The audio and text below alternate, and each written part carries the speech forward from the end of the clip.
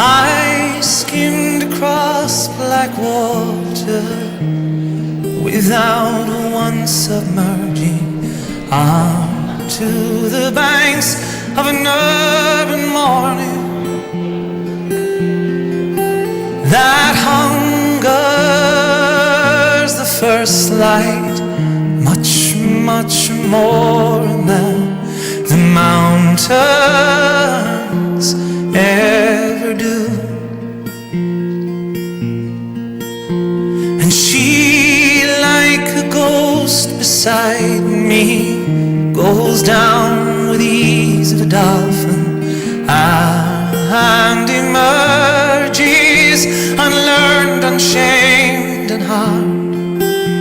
For she is the perfect creature, natural in every feature, and I am the geek with the alchemist stone. Ladies and gentlemen, would you please stand? For all of you who must discover, for all who seem to understand, for having left the path of others, you'll find a very special hand. And it is a holy thing, and it is a precious time, and it is the only way. Forget-me-nots among the snow, it's always been, and so it grows, to ponder his death and his life eternally.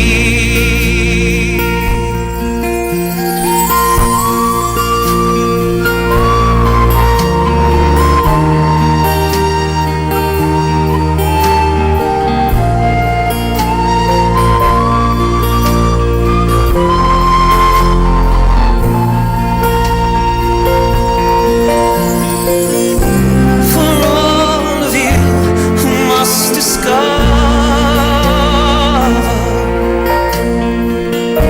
for all who seem to understand, for having left the path of others, and you'll find a very special hand. And it is a holy thing, and it is a precious time, and it is the only way.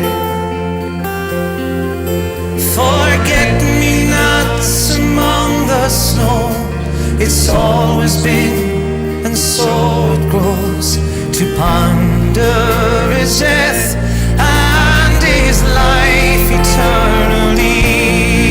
One bright blue rose outlives all those 2,000 years, and still it grows, to ponder his death and his life eternally.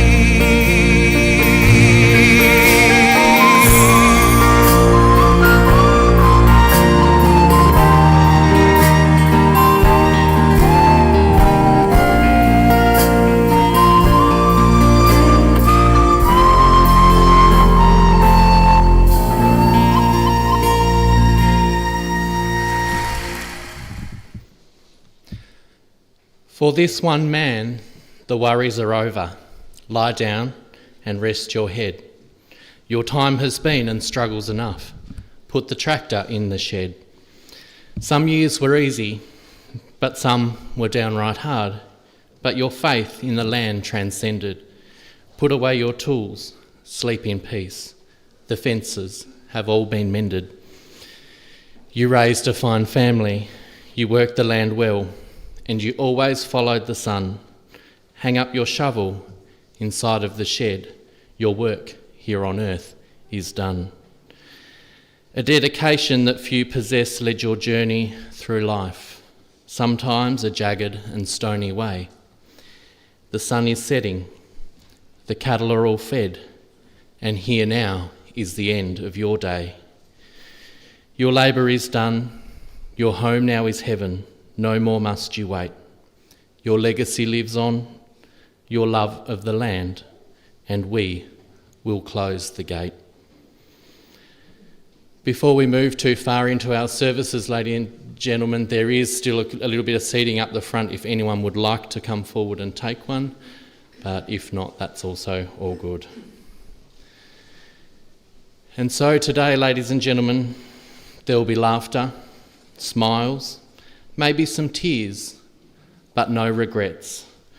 Today we meet to celebrate the life of Byron Bott, a husband, a dad, a father-in-law, a grandfather or pa, a brother, an uncle, and most of all, a friend.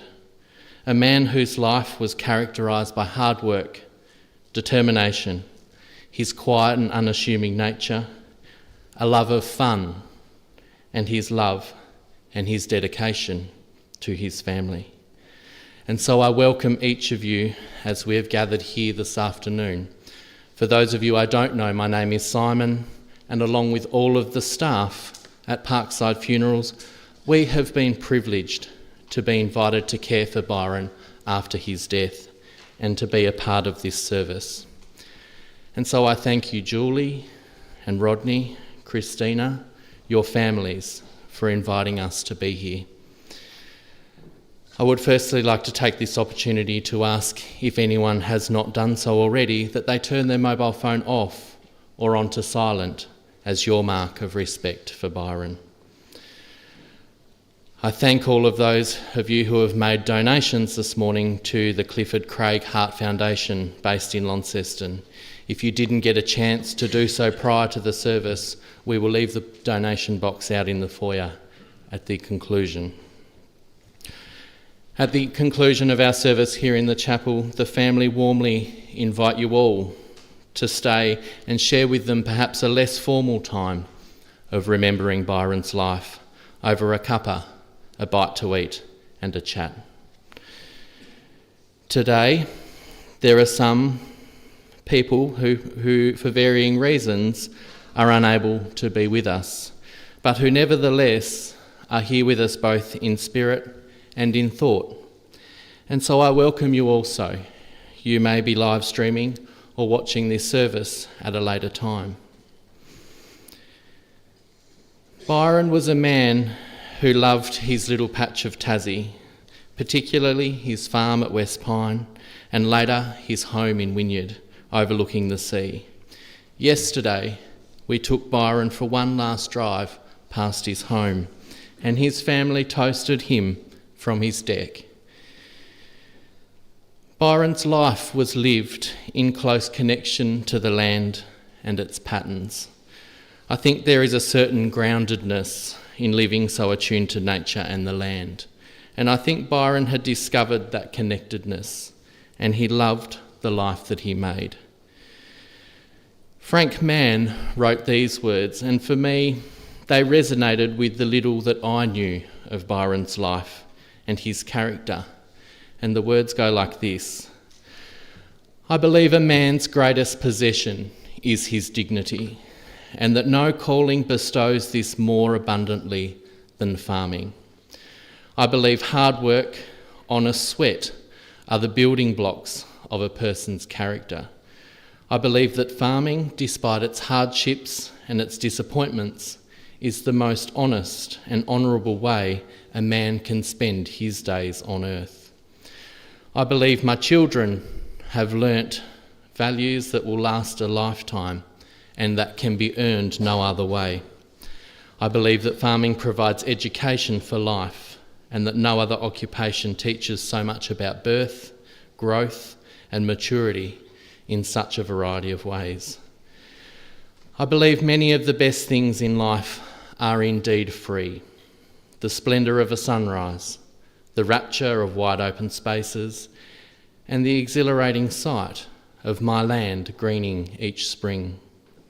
I believe that by my toil I am giving more to the world than I am taking from it, an honour that does not come to all men. I believe my life will be measured ultimately by what I have done for my fellow man, and by this standard I fear no judgment. I believe when a man grows old and sums up his days, he should be able to stand tall and feel pride in the life that he has lived. Byron, I believe that no man is more able to stand tall and to feel more proud than what you are. Ladies and gentlemen, today is a day where stories will flow. Stories that capture the essence of the man who was Byron Bott. Stories that will make us laugh, remember things long forgotten, and remind us maybe of an era that is past. And the family have been busily preparing a way in the background this last week, and they have asked me to share in a few of the factual aspects of Byron's life with you this morning. So let's take some time to stretch our proverbial legs and take a little walk down memory lane. Byron was born on the 26th of August 1950, born in Wynyard, becoming a son to Mavis and Selwyn Bott from West Pine, and a little brother to Leonie and Margaret. I'm not sure he stayed a little brother for very long. Byron and Julie first met at a dance in Ulverston in 1967, along with several friends who are joining us here today, and they later married in Ulverston in 1973. In marrying Julie, Byron became a brother-in-law to Pam and Jeff Ingram and Tony and Kathy Rosethorn. In 1979, they welcomed son Rodney into their lives, and in 1985, Christina arrived, completing their pigeon pair. Later, Byron became a loving pa to his grandchildren, Ava, Ashton, Eli, Eloise and Jacob. Byron attended the Rihanna area school and then he went on to the Launceston Grammar before leaving at age 15 to begin his farming adventure. He continued his farm days until retiring in 2012 and resettling in the town of his birth, Wynyard. As we all know, Byron enjoyed his time firstly in Maxwell Place, but he needed just a little bit more space around him, and so he started looking and he managed to find a larger block of land in the town to build his dream home. And so the home on the Old Bass Highway was built, and he and Julie loved their beautiful outlook and once again having some space around them. I'd like to invite Christina to come forward firstly and start to share some of her recollections of her dad.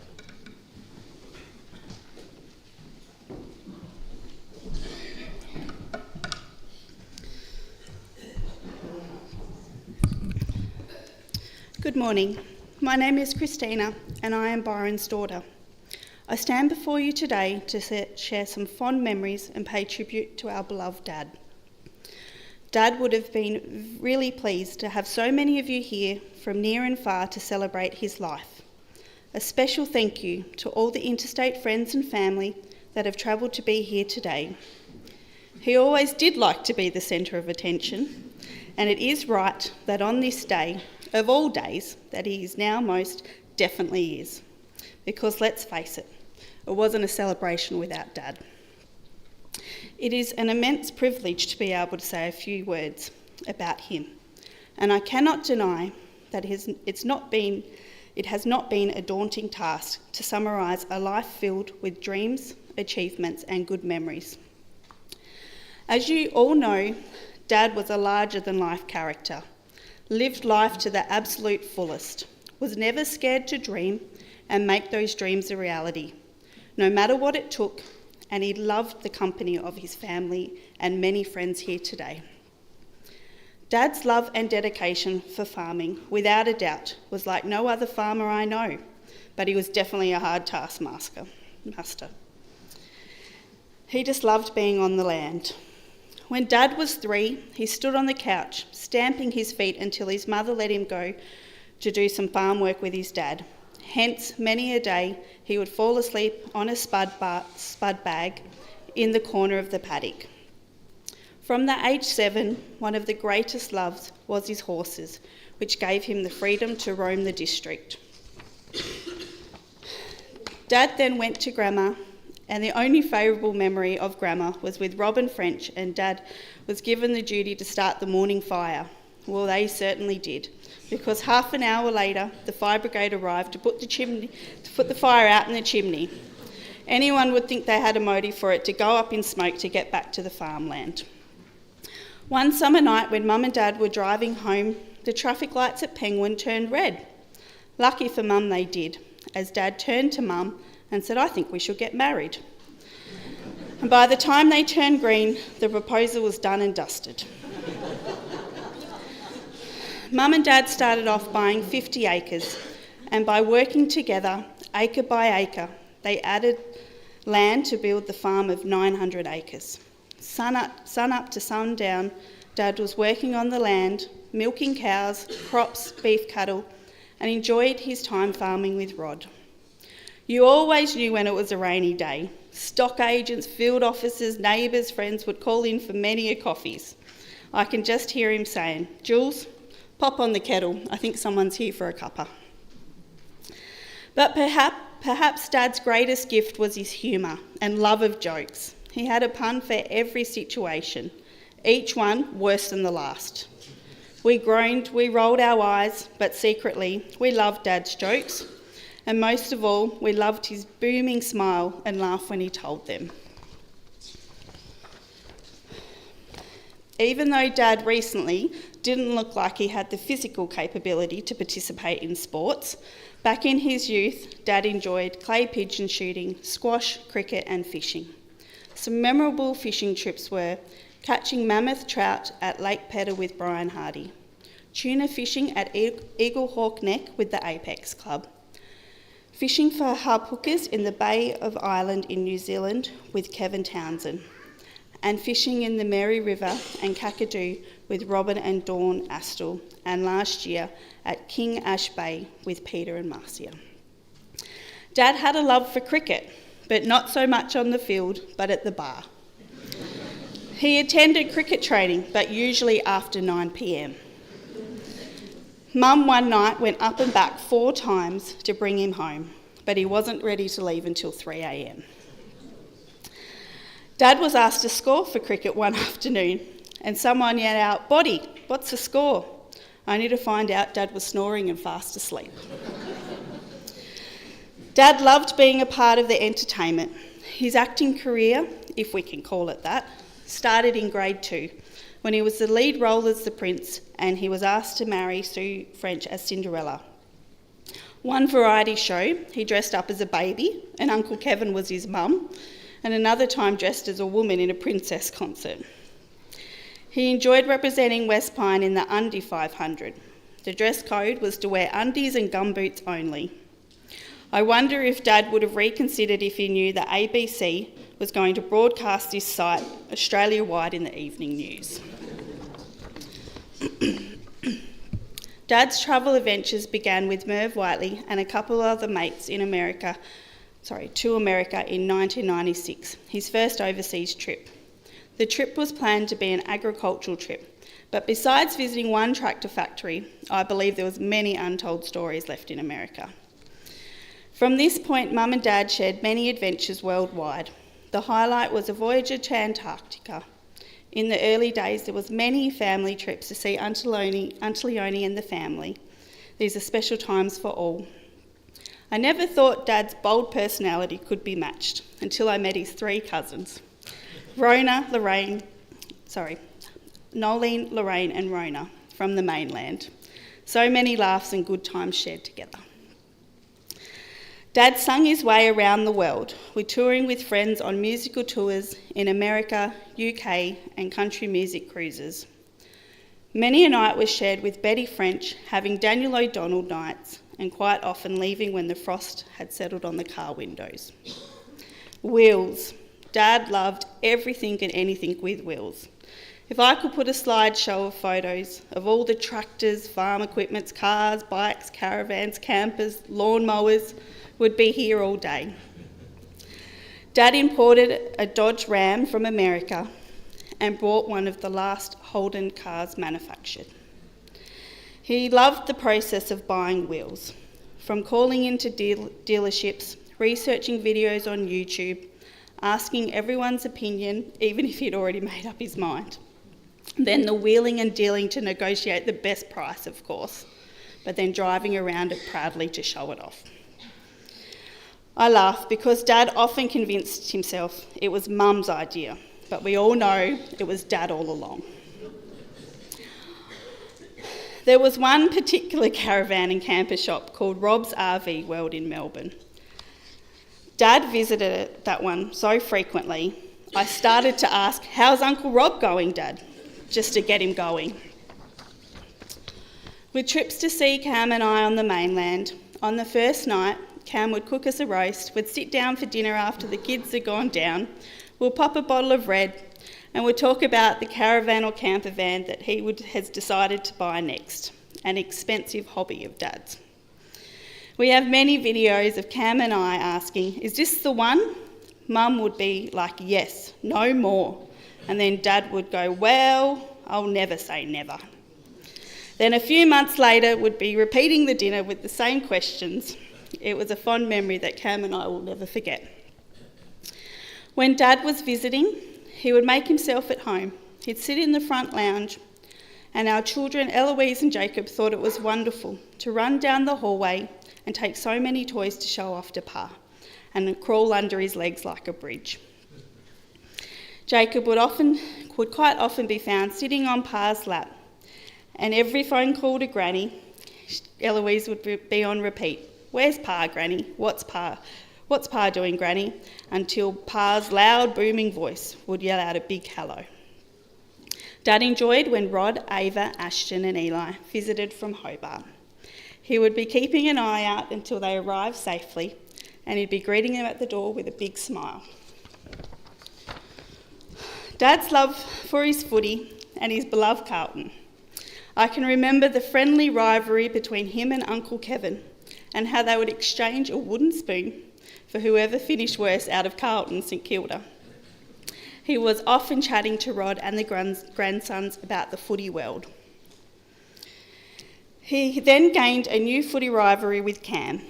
When Dad was over, he would watch every game with him, and I always laughed when Dad would say to me, "I just can't believe Cam doesn't like Carlton."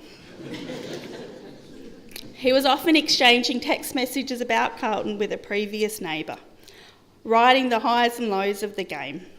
Dad was pretty chuffed when Cam recently got Dad a signed Carlton cap by Paddy Cripps, which is on his coffin today. My wedding day. Bear with me. My wedding day. I'll never forget the look on Dad's face when you saw me for the first time in my wedding dress. His face was beaming, and when we linked arms to walk down the aisle, he stood tall and proud. Later in life, Dad enjoyed the simple things. He just loved sitting in his big comfy recliner chair, overlooking the ocean, house proud that they built, and watching endless episodes of Bonanza. Having a morning coffee with mates at the French's bakery, and catch-ups with his children and grandchildren, being chauffeur to Mum, to visiting friends along the coast, and going on adventures and holidays, and of course eating good food along the way. A special thank you to Kathy Cook for being by Mum's side with Dad's sudden passing. We are truly grateful for everything you did.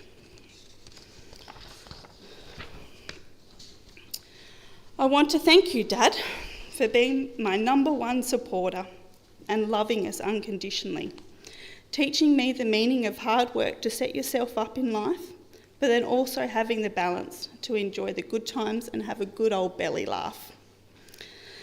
Ever since Eloise found out about Dad's passing, she keeps saying Pa's turning into a star now, and she hasn't stopped colouring and drawing stars since.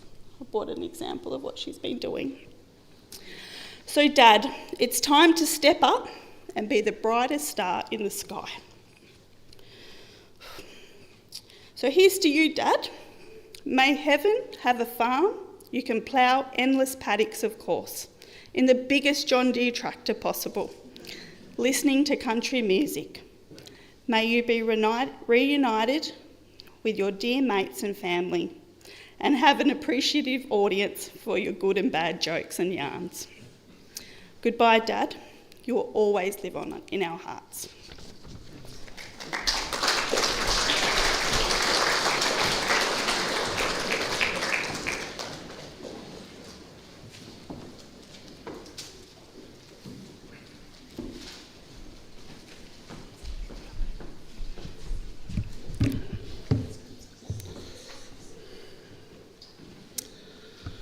Thank you all for coming. These are just some of the stories that I remember of my dad. When I was 6, I used to get off the bus at Nan and Bott's house. The reason why I had to get off of there was because Mum was in hospital with Christina. And it had to be at carving time in August, so that's what happened. So after tea, Dad would come and get me. And we'd get in the old XD Yellow Falcon, drive to Latrobe and see Mum and my little sister. But on the way, Dad would have Foster and Alan all the way going with Maggie on repeat. It's not changed. We had a lot of holidays when we was young. We went to the Royal Sydney Show and we saw the horses. This was in 1988. And when we was there, I've got one memory where Dad went to see Slim Dusty at the Royal Opera House at Sydney, and he was that happy that the next day he went and bought another ticket for him and another ticket for me, which I hadn't been, and we went back again. And I'll never forget walking up the Royal Sydney Opera House steps into the auditorium with Dad, listening to Slim Dusty. He's just smiling away, happy as Larry. I spent a lot of time with Nan and Pop Bott. One of the stories was we used to cut up lambs on a Thursday, or kill lambs on a Thursday, hang them up for a Sunday, and we call it Sunday school cutting them up on the laurel tree at the back. One day Dad cut his lamb's throat, and as he was cutting the lamb's throat, he cut his finger straight through there like that. Well, Pop just sat there and yelled at him. Nan had the brandy going, and after everything settled down, Dad went to the hospital, got some stitches, and everything became all right. I did spend a lot of time with Nan and Pop Bott when I was young because Mum was sick and it just suited us well. I spent a lot of time with Dad and Pop. They were strong characters. They were always talking about farming, and their strongness made me to the person I am today. Dad loved his projects, as Christina said. They never ended. Month after month there was something. Whether it was buying a slasher off Kevin Townsend, or trading his 4-disc mower into a 6 or 7-disc mower from Tony Brooks, or buying a John Deere tractor off Bevan Wiley, Dad just never stopped. He loved building dams. He loved putting in irrigation money. He was always doing something to improve his farm. But to do this, Dad had to do one thing, and that was milk cows to get that fortnightly check. Dad hated cows. He didn't call them cows, he just called them bastards.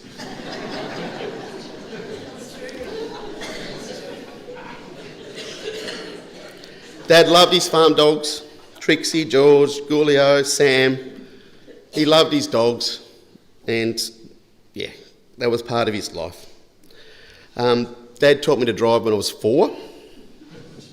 I would stand on the old Daihatsu ute because I couldn't touch the ground. Dad would put it in low, and I would drive around the paddock, and Dad would be shoveling the spuds off the back and throwing the turnips off, and then I would bip the horn. And when I bipped the horn, Dad knew he had to hold on because I was about to hit the brake installer. Two, Dad taught me to ride a motorbike, and I put that through the chook shed the first night. Dad could swear. He really could swear. I've seen him have contests with neighbours to see who could lift the biggest rock in the paddock. I've also seen him back tractors up together with a chain from the dam and see who could pull each other around the paddock with tractors back to back to see who could get the furthest and who had the biggest tractor. Dad loved his life on the farm. He just never stopped. He was always thinking about tomorrow, and he just never stopped working and just going flat out. I saw Dad go from the old round baler with Alice Chalmers, where we had the hooks. We cart about 5,000 or 6,000 of the little round bales in a year. Then we got a New Holland square baler, so still 5,000 square bales now. But Dad loved his big round baler in the end for silage, and he really enjoyed harvesting the end. He liked getting out and about. Dad taught me to shoot a rifle. Dad taught me to shoot a shotgun. Dad taught me to skin a sheep. He taught me to set a rabbit trap. My dad taught me to look someone in the eye and shake their hand. Dad built me a cricket net at home, and he loved going to the cricket club on Thursday nights. But Dad never played cricket. He wouldn't. I'd wait for him to come home, and I'm too tired.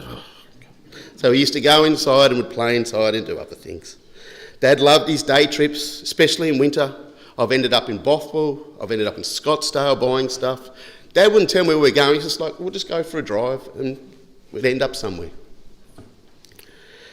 I'll miss coming to see Dad at Wynyard and watching the footy with him. He loved Carlton in the end, and in the end he started to mellow. I really will miss my dad, and he was taken away too soon.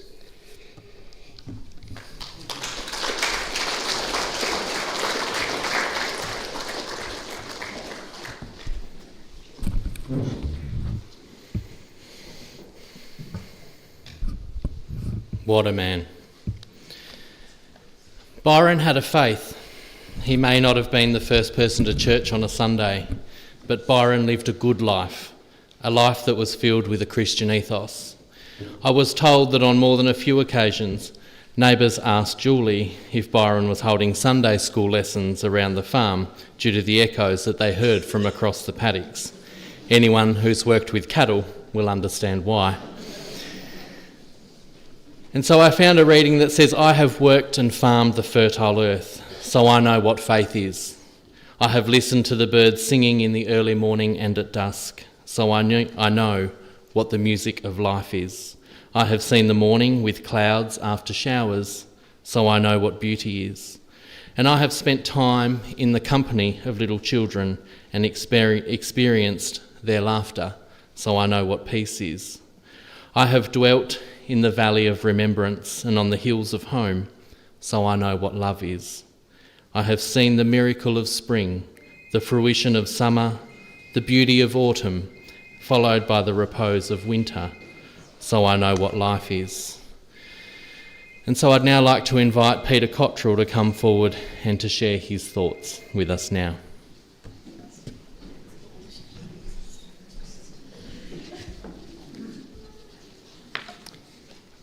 For those who don't know me, I'm the Reverend Peter Cottrell. And Julie said to me, I thought we might need, after Rodney had spoken, we might need a reverent bit. And I wasn't sure whether the pun was intended. But a few years ago, Byron and Julie went to a fundraising dinner, I think. And as part of that fundraising event, there was an auction. And Byron bid on an autographed AFL football. And he won the auction. And he brought it home and he stuck it in the cupboard. Why? Because it wasn't autographed by Carlton players. It wasn't autographed even by Essendon players, which is the Rosethorn family team. And so it got buried away. He probably didn't expect to win it when he was bidding, but he did. And then he had the bright idea, I know who I can give it to. And he gave it to me as a gift, because it's autographed by the 2001 Melbourne AFL team. And if anyone knows me, they know I am a lifelong Demon supporter.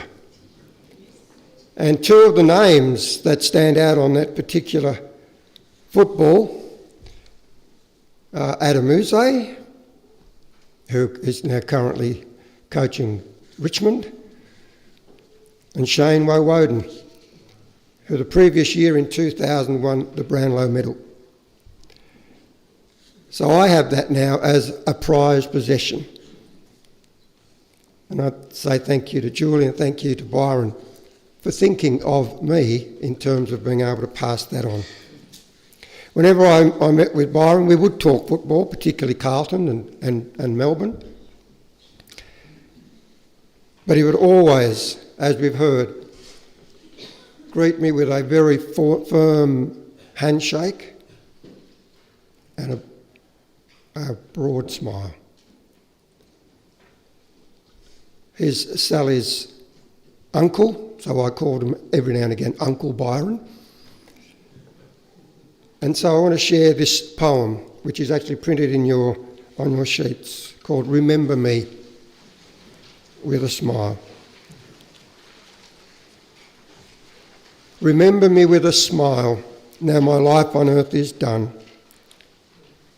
My dreams have all been fulfilled, and a new life has begun.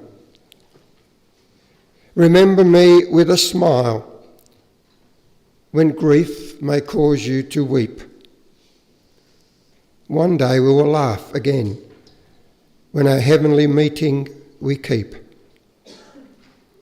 Let's be thankful we shared good times. Keep the memories warm for a while. Let them bring peace to your heart. And remember me with a smile. I've been asked if I'd lead us in the Lord's Prayer, so let us pray.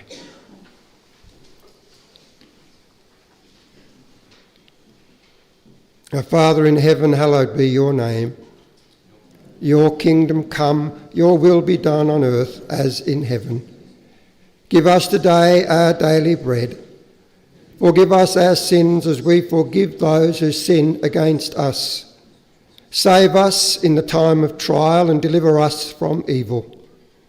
For the kingdom, the power and the glory are yours, now and forever.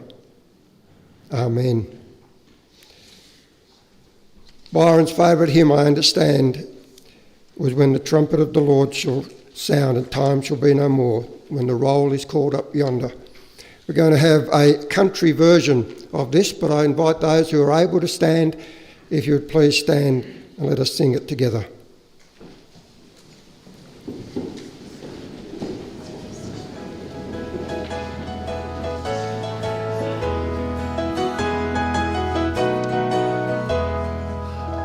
When the trumpet of the Lord shall sound, and time shall be no more, and the morning breaks eternal, bright and fair.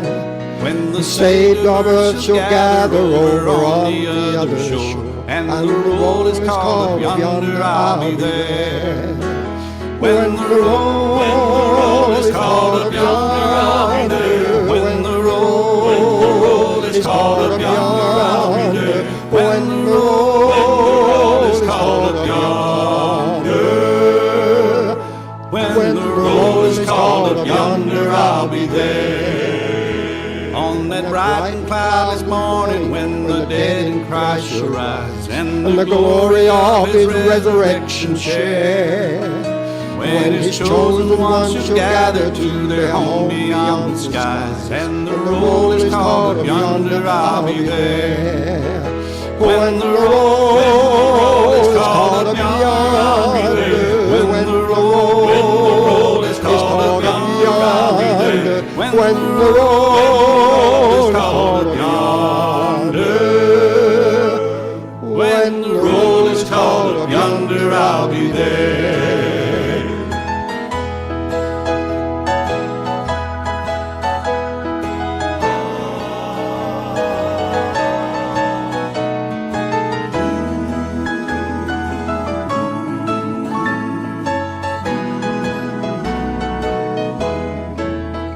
When the roll is called up yonder, when the roll is called up yonder, when the roll is called up yonder, when the roll is called up yonder, I'll be there. I'll be there. Thank you, everyone. Please be seated.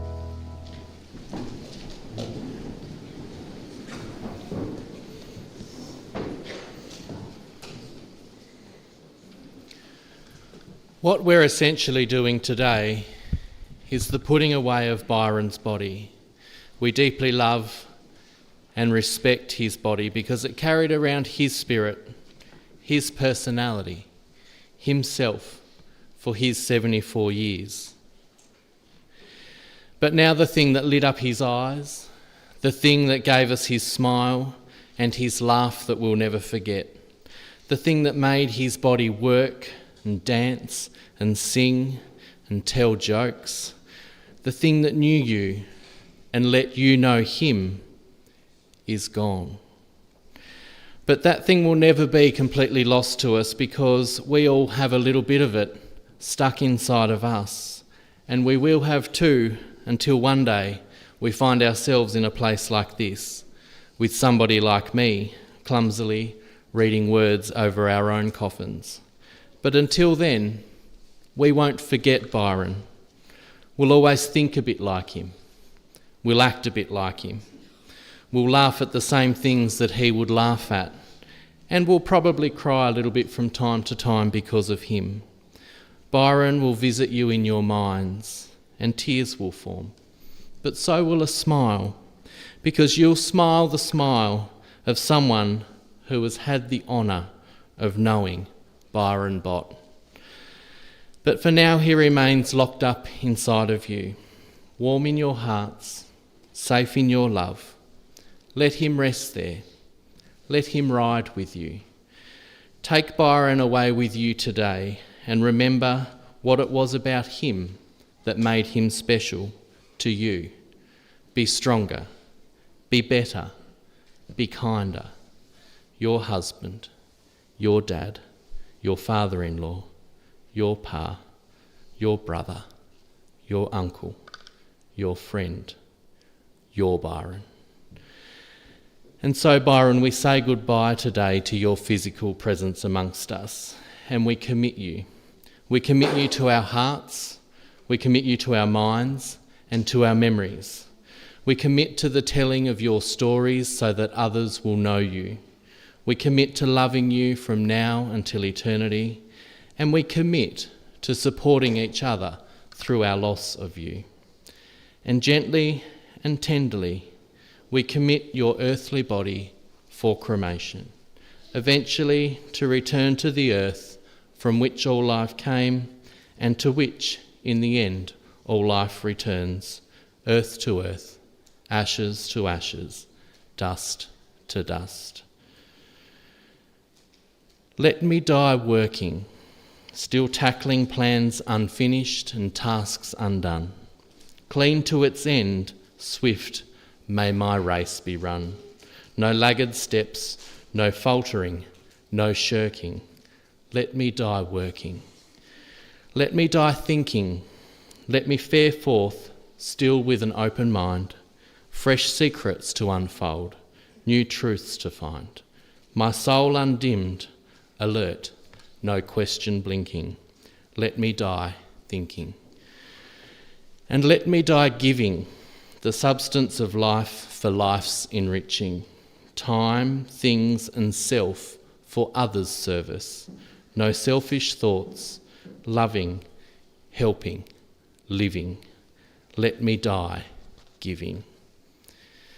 Ladies and gentlemen, would you please stand?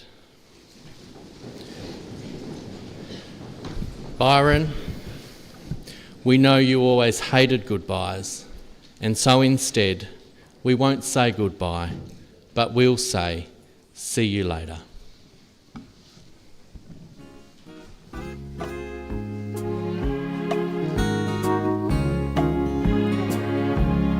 You placed gold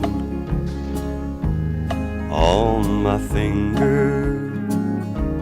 You brought love like I've never known. You gave life to our children, and to me a reason to go on. You're my bread when I'm hungry. You're my shelter from troubled winds. You're my anchor in life's ocean. But most of all, you're my best friend.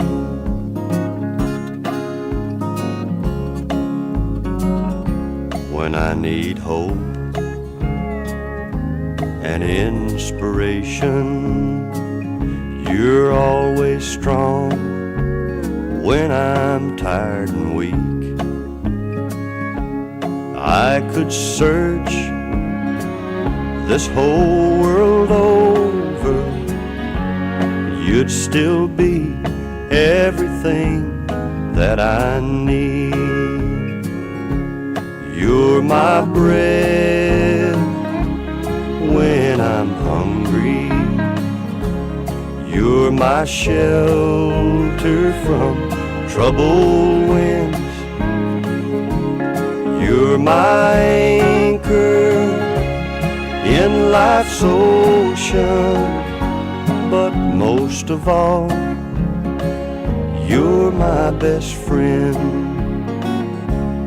You're my bread when I'm hungry. You're my shelter from troubled winds. You're my anchor in life's ocean. But most of all, you're my best friend.